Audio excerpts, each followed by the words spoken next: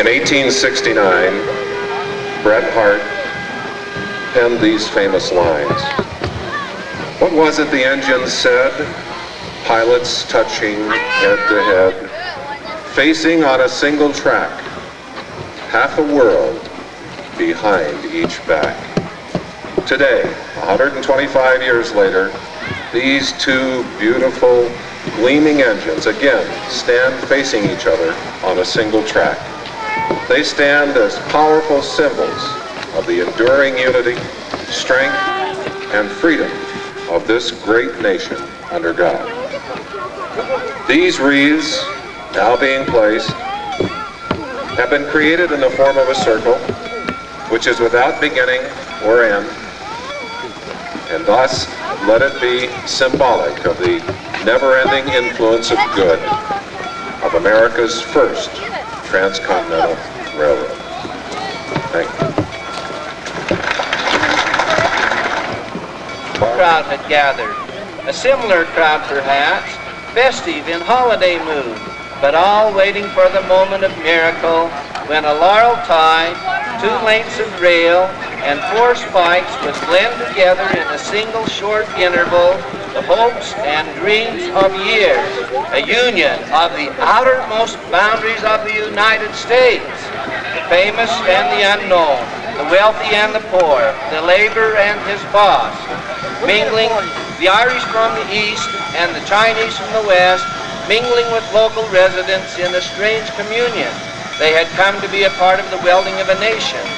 A gentle breeze was blowing under an almost cloudless sky. The shaded thermometer on the Central Pacific Telegraph car registered 69 degrees. Above the babble of voices could be heard the soft hissing of the steam locomotives, which heralded the beginning of the new era, a new time, and a new union. For this occasion, a group of men had come from the east and from the west to commemorate this remarkable achievement. Suddenly, the attention of the crowd was focused on 2 men, J.H. Strobridge, construction superintendent of the Central Pacific, and his counterpart in the Union Pacific, S.B. Reed, as they carried to its ceremonial position a tie made of highly polished laurel wood and slid it into place. This was the final rung in a ladder of wood and iron which would shortly span a continent. The soldiers of Company K of the 21st Infantry had taken their places and stood at parade rest. Then Edgar Mills, a wealthy businessman from Sacramento and a friend of the railroad officials and promoters, stepped forward and signaled the crowd for silence. With an official order from the President, all Western Union lines were cleared for the announcement of the proceedings. From Promontory to the country, bulletin, don't break the circuit, keep quiet. When the last spike is driven, we will say, done. So the nation, as well as the spectators here, awaited as the drama of man's hopes and prayers and dreams began to unfold on the 10th day of May 1869. Ladies and gentlemen, in behalf of the officers of these 2 great railroads, the Union Pacific and the Central Pacific, I bid you welcome.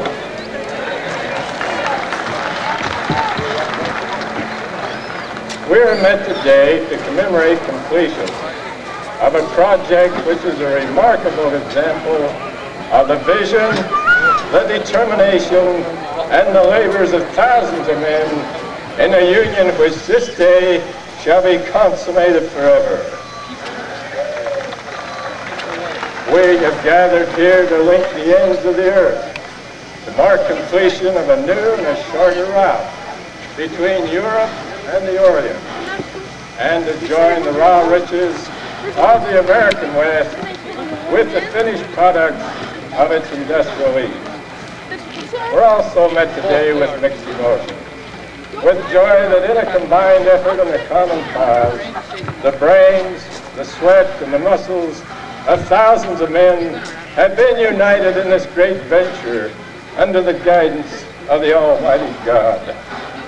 But it is with profound sorrow that we remember and pay homage to the hundreds of men who in construction of the Pacific Railroad gave their lives that you and I might stand here together this day and share one with another this sacred occasion.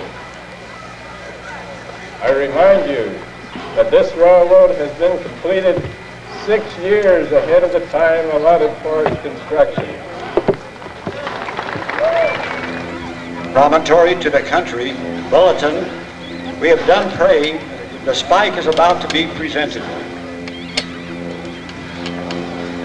Now, ladies and gentlemen, it's my pleasure to introduce to you 3 dignitaries who will drive some of the ceremonial spikes prior to the driving of the last spike. They are W.H. Nottingham, President of the Michigan Southern and Lakeshore Railroad, and 2 United States Railroad Commissioners, Mr. J.W. Haynes and Mr. William Charles Sherman. Gentlemen, drive those spikes.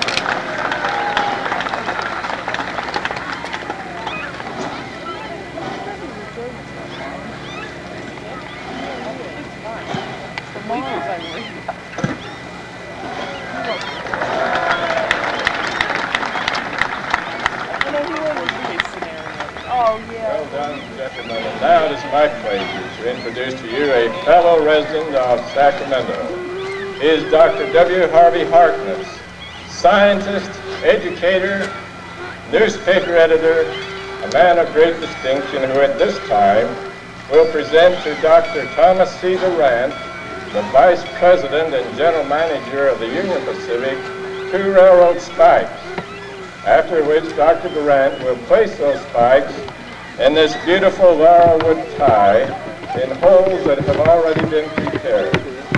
Now the 2 spikes that Dr. Harkness is about to present are no ordinary railroad spikes.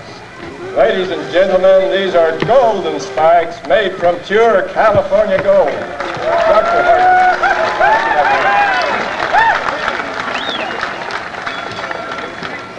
Gentlemen of the Pacific Railroad, those of you who have met with us, the last spike needed to unite the Atlantic and the Pacific by a new line of trade and commerce is about to be driven to its place. To perform this act, the East and the West have come together.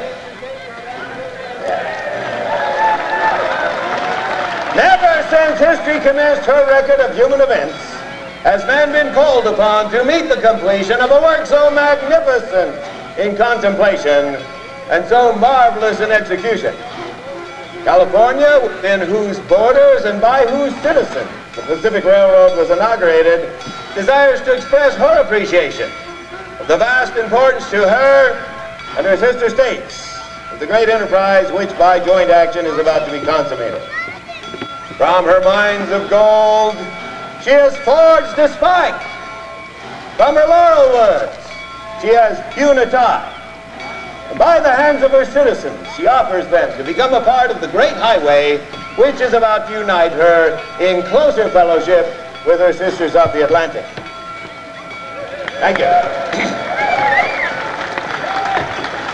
From her bosom was taken the first soil. Let hers be the last tie and the last spike, and with them accept the hopes and wishes of her people, that the success of your enterprise will not stop short of its brightest promise. In conclusion, I should like to draw your attention to this spike, the gift of David Hughes of San Francisco. On its head is inscribed, the last spike. On 3 sides, the names of railroad officials, and on the 4th side, this sentence: may God continue the unity of our country as this railroad unites the 2 great oceans of the world. Dr. Durant.